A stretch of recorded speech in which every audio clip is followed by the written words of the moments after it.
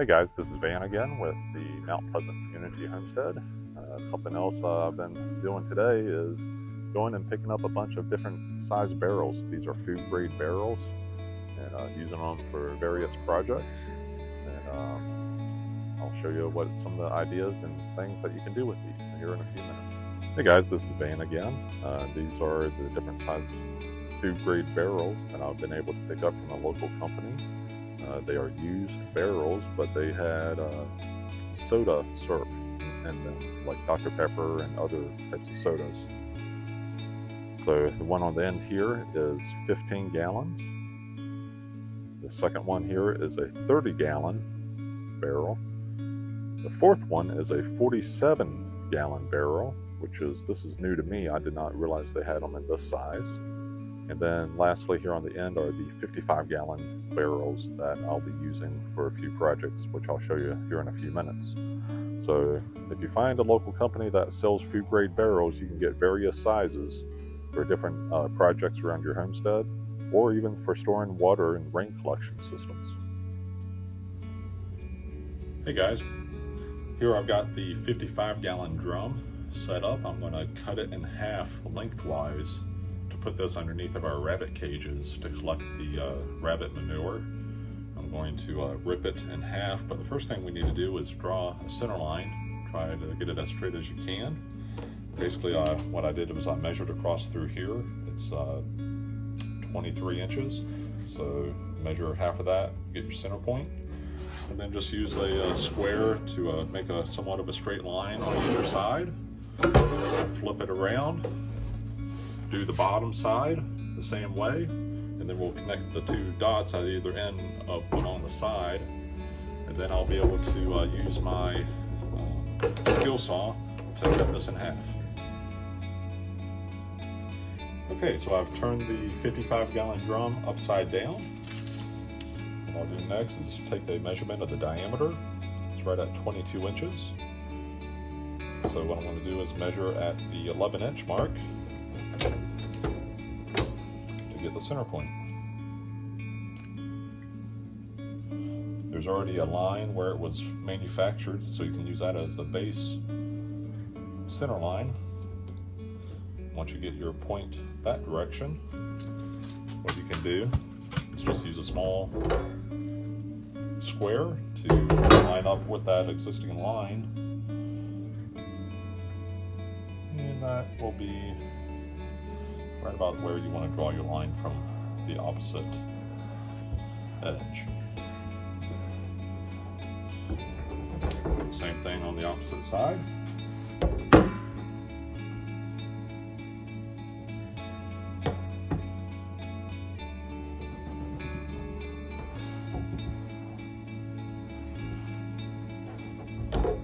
Alright, now what I would recommend using now is a piece of wood or some type of straight edge that you know is straight. So I just take a scrap piece of 1x2, lay the barrel down on its side,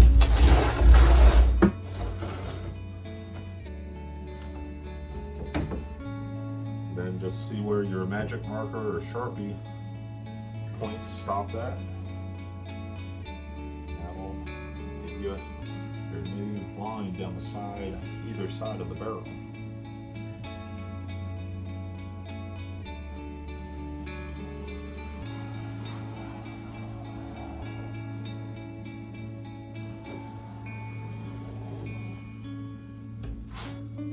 Alright, I'm going to do the opposite side, and then I'll get my skill saw to start cutting it.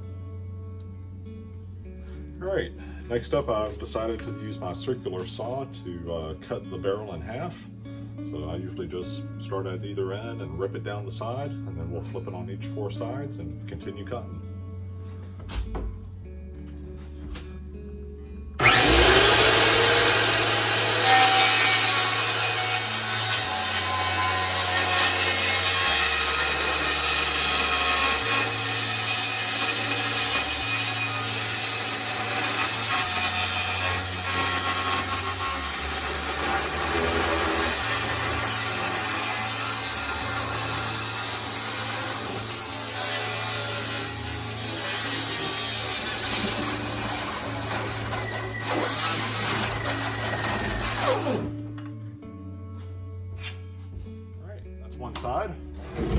you get to that top, that little lip can be a little tricky, so I'm going to cut it as I go across the top here.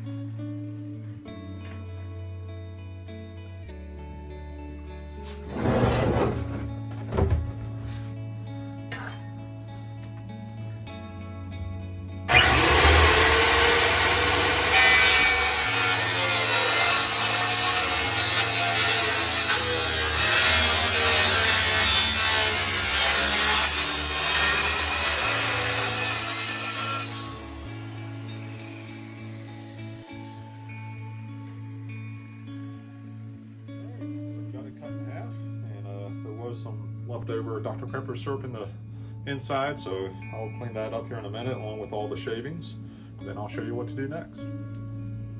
Okay, so I've set up my 2 sawhorses with a couple of pieces of wood to support the rain barrel, the plastic 55-gallon drum. We've already cut it in half, and so now what I need to do for and able to use this to catch the rabbit droppings underneath of our rabbits, we need to add some drainage holes in here. What I like to do is break this up into thirds and do 3 holes per section, and then a little way up do 2 holes above each one of those, and then do 1 single hole in each section, and I'll do that on either side of the center line. That way it'll give us 9 holes down the middle, 6 holes out to one side, and then 3 holes on either side of the drum. That way as it fills up with manure, it will allow all the liquids and rain and everything to drain out of it. So I'm gonna just start drilling the holes now.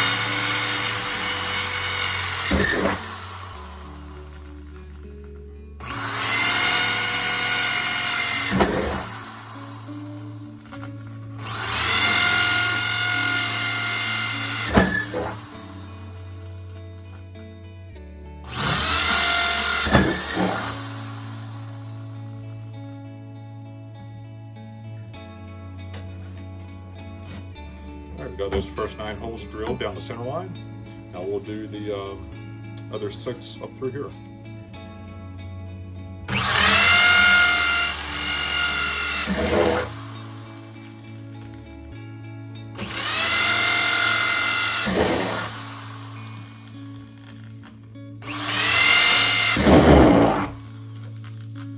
Every now and then you'll get some of the pieces of plastic wrapping around your drill bit, so you got to pull those off.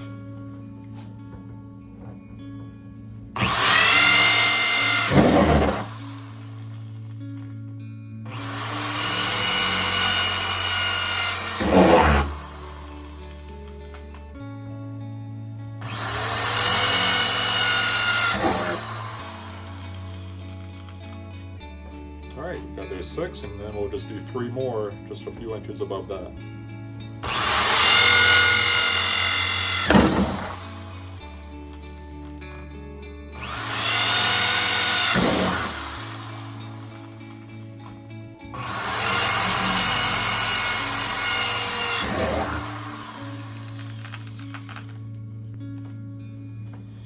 All right, now I'm gonna flip it around, do the opposite side, and be back in a minute. All right, I finished drilling the holes in both halves of the 55-gallon drum. When it's all said and done, it almost looks like 3 triangle shapes. But you know, you don't have to necessarily follow this pattern. You can just make it look like Swiss cheese on the bottom if you want. But this way it allows it, as it fills up, it gives a little extra drainage. If you notice that it's not draining very well, you can always go back and add more holes as needed. So, well, the sun is already set tonight, so I'm gonna pick this up in the morning, and I'll take these out to the rabbit hutches and get these put underneath the rabbit cages, and I'll show you those in the morning. And I just got done taking a 55-gallon drum, cutting it in half and drilling some holes in the bottom. And that's going to collect the rabbit poop as the rabbits live in here. And that'll be great compost fertilizer for the garden.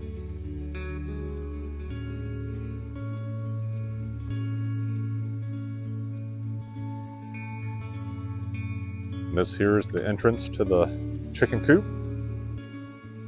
As we walk in, you'll see all the new rabbits.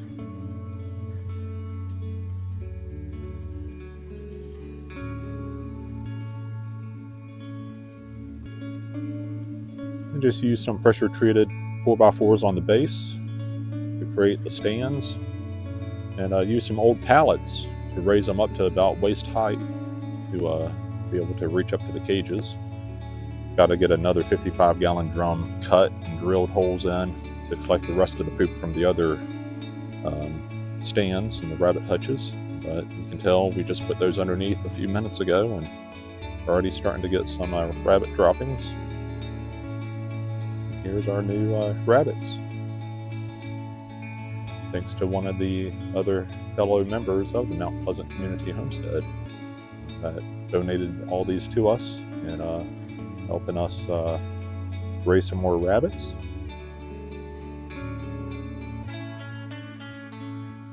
Talk to you later.